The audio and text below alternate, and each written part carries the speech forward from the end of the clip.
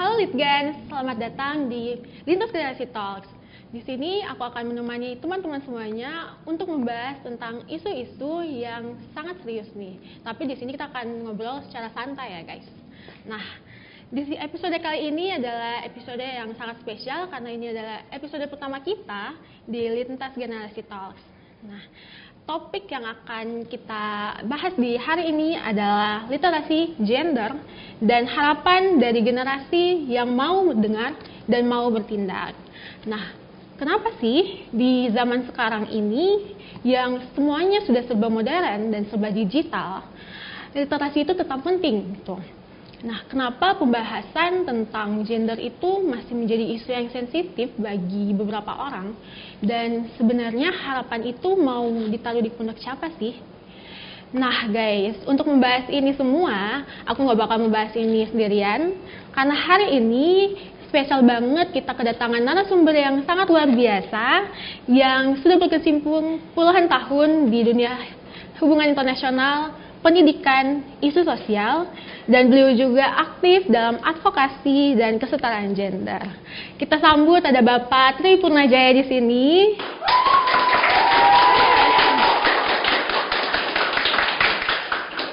Selamat datang Pak.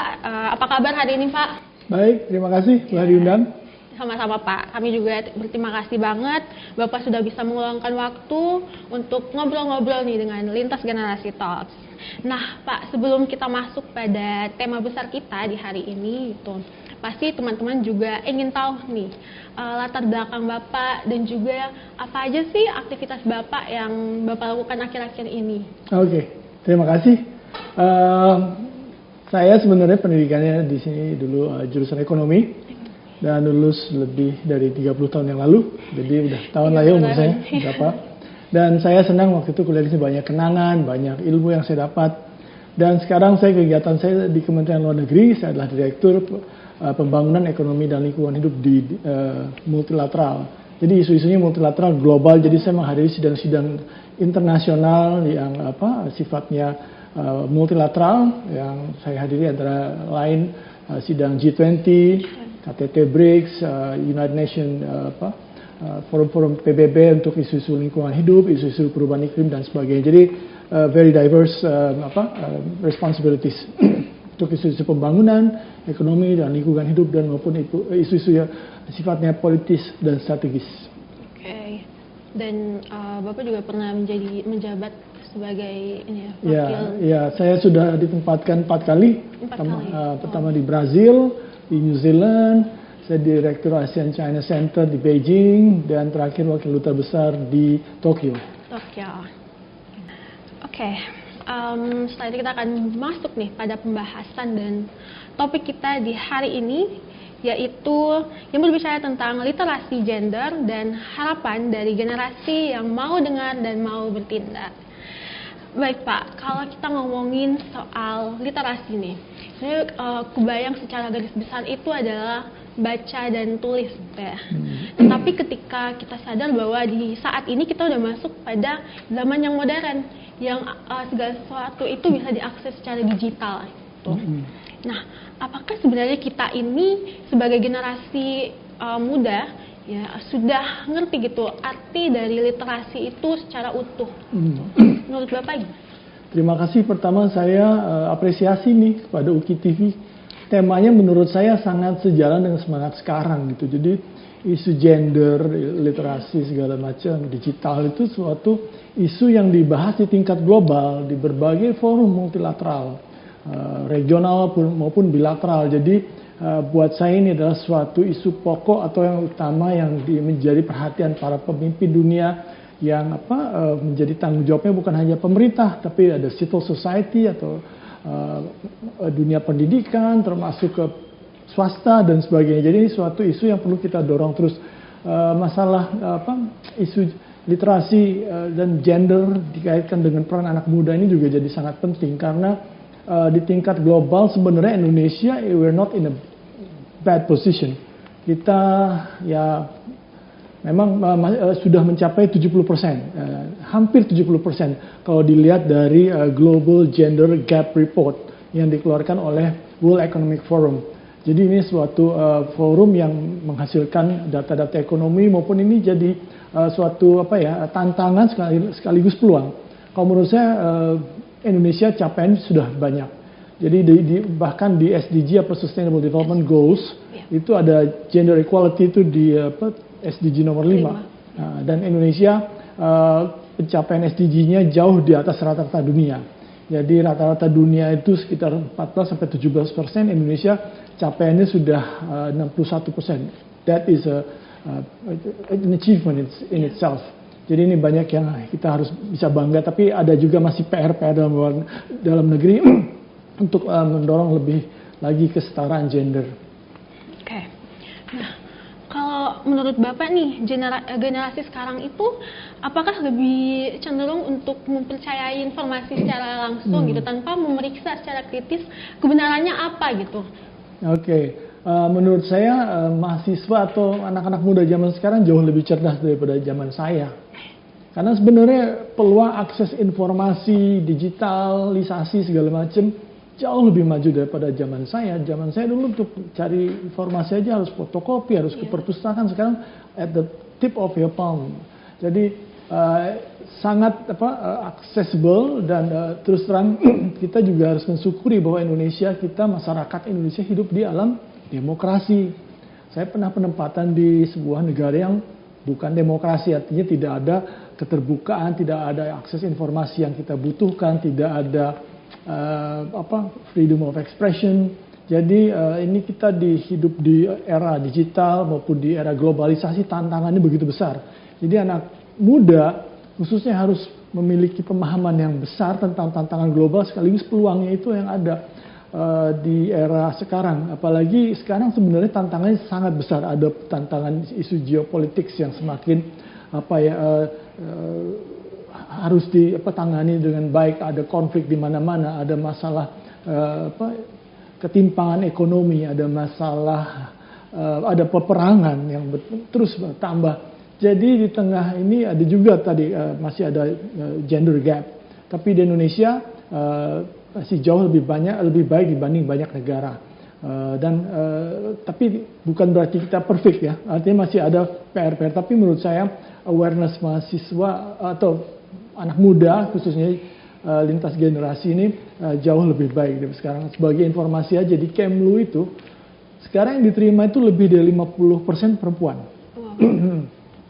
Jadi lebih banyak perempuan yang diterima di Kemlu sekarang daripada laki-laki. Jadi teman-teman perempuan punya kesempatan yang lebih besar sebenarnya karena perempuan sebenarnya secara intelektual rata-rata lebih rajin belajarnya ya. Dan saya juga ingin menyampaikan bahwa Indonesia di forum-forum global selalu memperjuangkan gender equality pertama. Dan Indonesia berprinsip pada bahwa gender itu hanya dua, laki dan perempuan. Gitu. Itu kita values Indonesia dan banyak negara yang menganut value itu juga harus terus mendorong agar value Indonesia maupun banyak negara itu dipertahankan. Jangan sampai ada nilai-nilai yang menyimpang atau yang kurang pas dan kepentingan nasional. Itu yang harus Kementerian Luar Negeri juga terus hadir di berbagai forum internasional. Karena ini menjadi bisa isu yang sangat debatable, isu yang contentious dan isu yang perlu kita bela bersama-sama. Nah Pak, banyak yang penasaran nih gitu, ketika tadi Bapak sempat menjabat ya di Jepang gitu. Nah kalau kita lihat bahwa Jepang itu adalah negara yang maju, bukan hanya soal ekonomi, teknologi, tetapi juga sumber daya manusia mereka itu sudah maju gitu.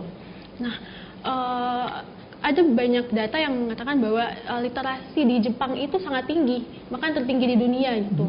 Nah sebenarnya apa sih yang membedakan gitu cara literasi dari generasi di sana di Jepang dengan Indonesia?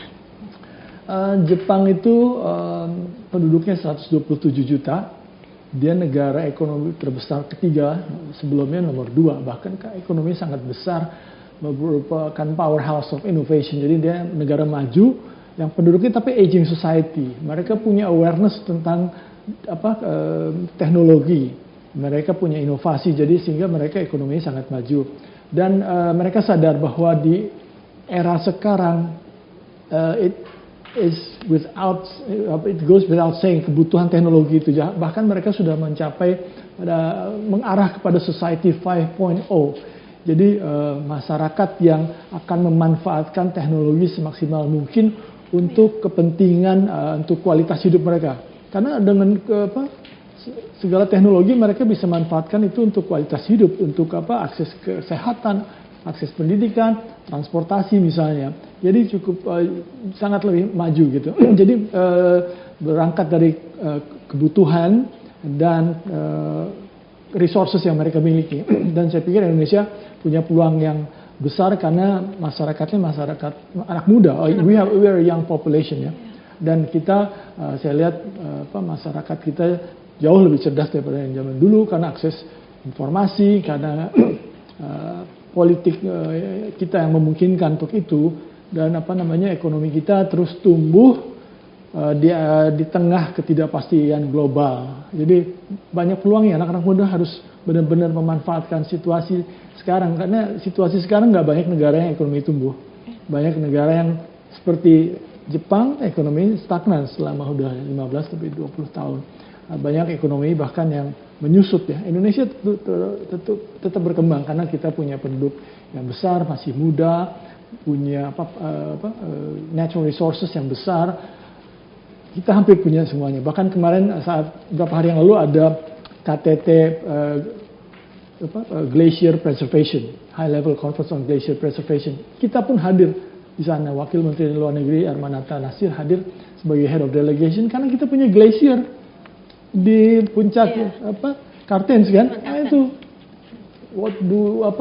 kita punya semuanya gitu. Jadi kita harus bangga, kita harus memanfaatkan segalanya itu untuk kepentingan Indonesia, untuk kepentingan anak muda yang harus kreatif, harus berani tampil dan terus meningkatkan diri dengan teknologi.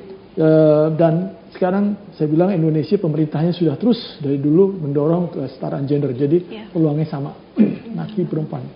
Jadi intinya adalah anak muda atau generasi ini harus peluang itu yang harus kita kejar gitu, dengan teknologi, sumber daya alam yang kita punya, yang mempergunakan dengan baik. Dan satu lagi kalau boleh saya tambahkan, Indonesia itu sebuah negara yang sangat well respected. Indonesia adalah anggota G20, itu 20 ekonomi terbesar di dunia, dan Indonesia berhasil waktu menjadi presidensi G20 tahun 2022. Secara substansi kita dibilang very successful. Tahun lalu juga kita host misalnya World Water Forum, kita the best water forum kata Presiden World Water Council, dan tahun 2023 kita juga ketua chair ASEAN. Jadi secara politik luar negeri kita sangat membanggakan, banyak we have made so much political achievements, dan how we convert those achievements into economic gains and other benefits, itu it's up to us. Bagaimana kita memanfaatkannya untuk for the benefit of our people ya. Karena tugas Kemlu sebenarnya saya selalu ibaratkan sebagai kayak buruh bangunan sebenarnya. Kita tugas Kemlu adalah membangun jembatan kerjasama antara people to people, antara akademisi, kerjasama ekonomi, pendidikan, kebudayaan, politik dan sebagainya. Oke Pak, selanjutnya kita masuk berbicara tentang soal gender nih Pak. Banyak yang ketika kita berbicara tentang kesetaraan gender, mungkin banyak orang-orang yang berpikir bahwa gender itu sama aja kayak feminisme ekstrim gitu, bahwa ketika berbicara gender hanya berbicara soal perempuan gitu. Tapi sebenarnya berbicara soal gender ini sebenarnya kesetaraan yang harus dimiliki perempuan dan laki-laki juga ya Pak. Nah, menurut Bapak nih, kesadaran gender itu sangat penting untuk diliterasikan pada generasi muda pada saat ini? Iya, sangat penting, dan menurut saya kesetaraan gender ini merupakan kebutuhan. Ya. Karena whether we like it or not, jumlah perempuan di Indonesia ini kan cukup besar ya. Dan mereka punya tanggung jawab yang besar. Jadi kita pemerintah mengharapkan, artinya literasi tentang gender ini benar-benar harus utamakan di berbagai level maupun di berbagai institusi. Artinya kita ini punya peluang yang sama. di perusahaan, di pemerintahan, bahkan sebelumnya Menteri Luar Negeri kita adalah perempuan, ya kan? Ya. Kita harus bangga loh bahwa kita punya presiden yang perempuan. Banyak negara demokrasi yang presidennya nggak perempuan, ya kan? Ya. Amerika Serikat belum pernah punya presiden yang perempuan, benar nggak? Benar. Iya, bahkan Indonesia is inklusif lah. Nah, kita artinya ini juga inklusivitas ini juga narasi yang selalu kita dorong. Artinya dengan tidak membedakan antar seks, misalnya gender laki atau perempuan, ini peluangnya harus sama. Dan kita sudah banyak duta besar yang perempuan. Saya juga kebetulan punya anak perempuan 3 nih, Christine. Jadi saya pengen pastinya anak-anak perempuan saya maju gitu ya. Mereka ada yang satu yang di Jepang kerja di sektor ekonomi kreatif, ada yang jadi guru, ada yang di perusahaan konsultan. Artinya saya pengen melihat masa depan Indonesia ini dengan lebih banyak lagi peranan perempuan yang lebih diverse, yang lebih memiliki peluang yang sama untuk maju. Iya benar.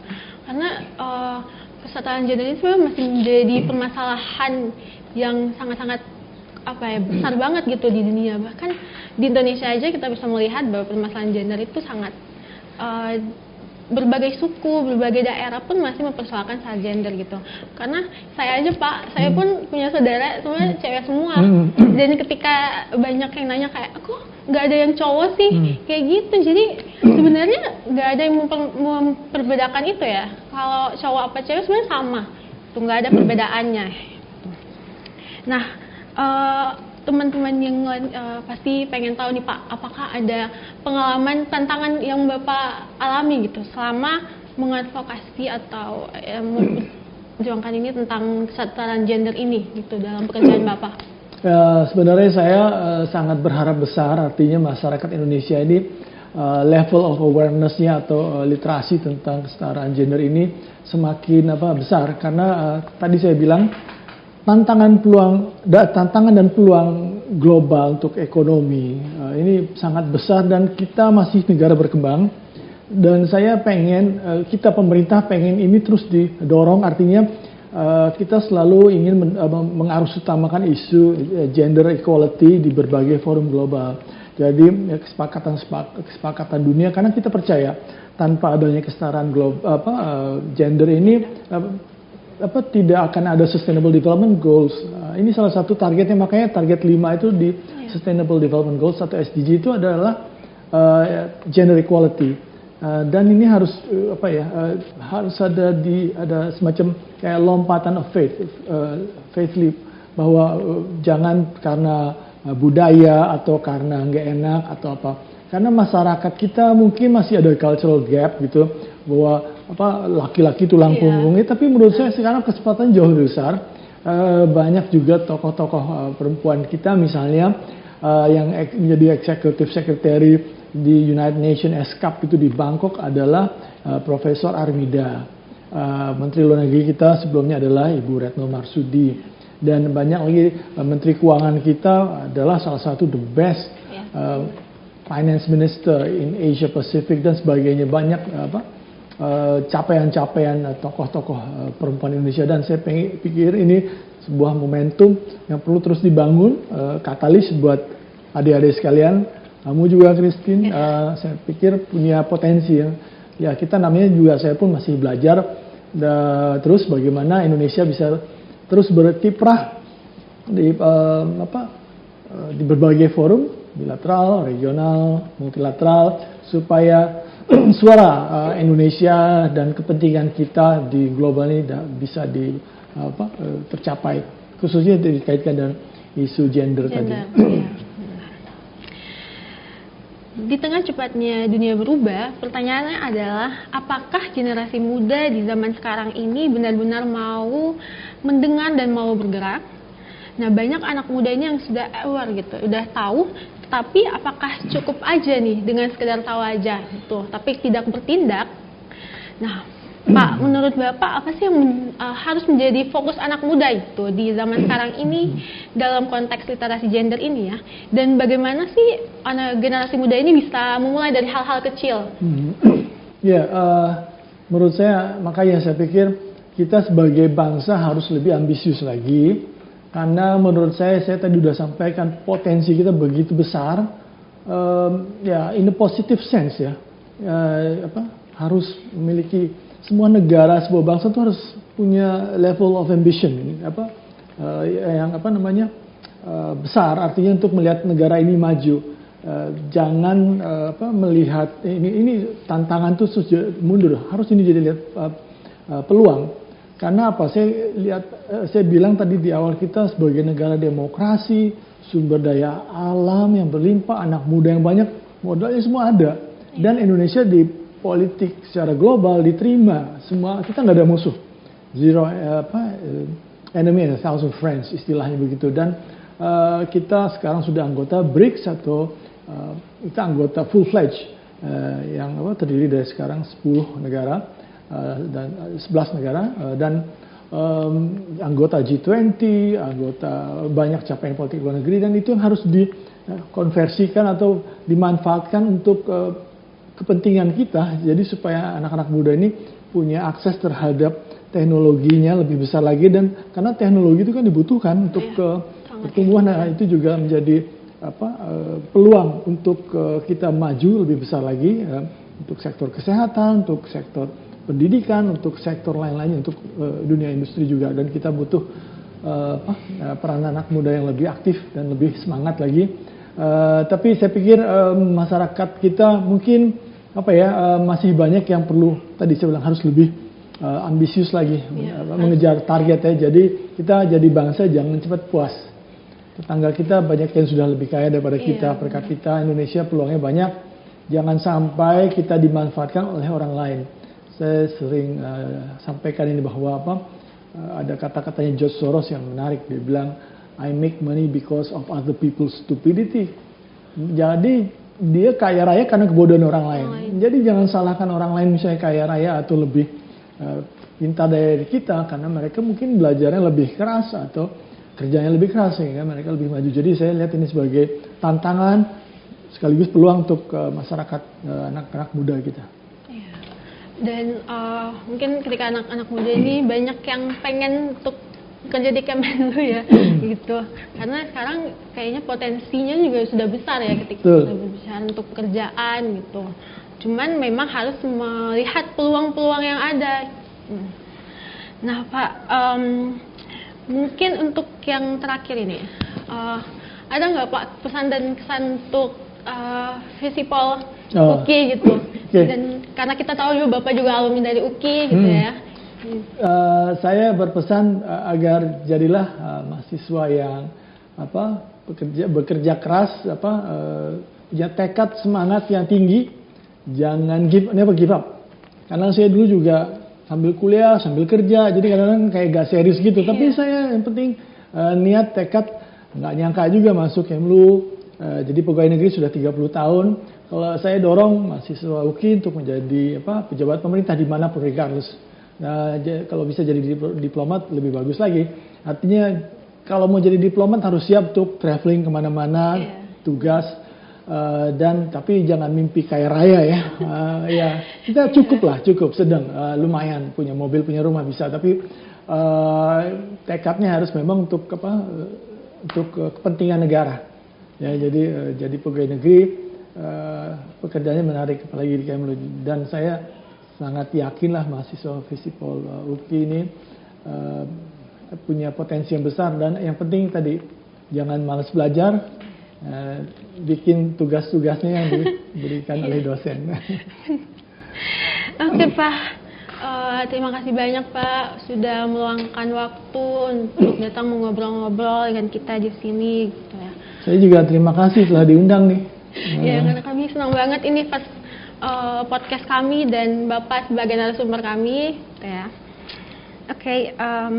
Saya doakan sukses ya. Amin Pak. Ya. Amin. Tapi sebelum kita tutup ini, mungkin Bapak bisa kasih satu pesan yang ngena banget buat teman-teman semuanya yang mungkin masih bingung gitu ya, tentang mau mulai dari mana sih jadi generasi yang sadar tentang literasi dan juga sadar tentang kesadaran untuk kesetaraan gender ini. Oke. Intinya pesan saya sebenarnya never give up, jangan pernah menyerah, dan continue terus bekerja keras, continue to work hard and study hard supaya Indonesia bisa menjadi negara yang maju dan tidak tergantung dengan bangsa lainnya, dan kita harus bangga dengan apa yang kita miliki. Jangan putus asa dan terus berjuang. Panjangan ya tadi? Enggak ya? Udah. Oke, Mbak, obrolan kita hari ini benar-benar padatnya, tapi ringan dan santai banget untuk dicerna oleh teman-teman semuanya. Terima kasih banyak Pak Tri sudah memberikan waktu untuk mengobrol dan juga memberikan insight yang luar biasa untuk podcast kita, yaitu Lintas Generasi. Buat kamu yang lagi dengerin ini, jadi generasi keren itu bukan cuma soal gaya, tapi soal cara kamu untuk mau belajar, mau mendengar, dan mau bertindak. Nah, sampai ketemu di episode Lintas Generasi Talks berikutnya. Jangan lupa share, like, and tag kita kalau kamu merasa benar-benar terinspirasi nih dengan pembahasan kita di hari ini. Gue Christine dan gue pamit dulu. Keep reading, keep thinking, and keep acting. Bye!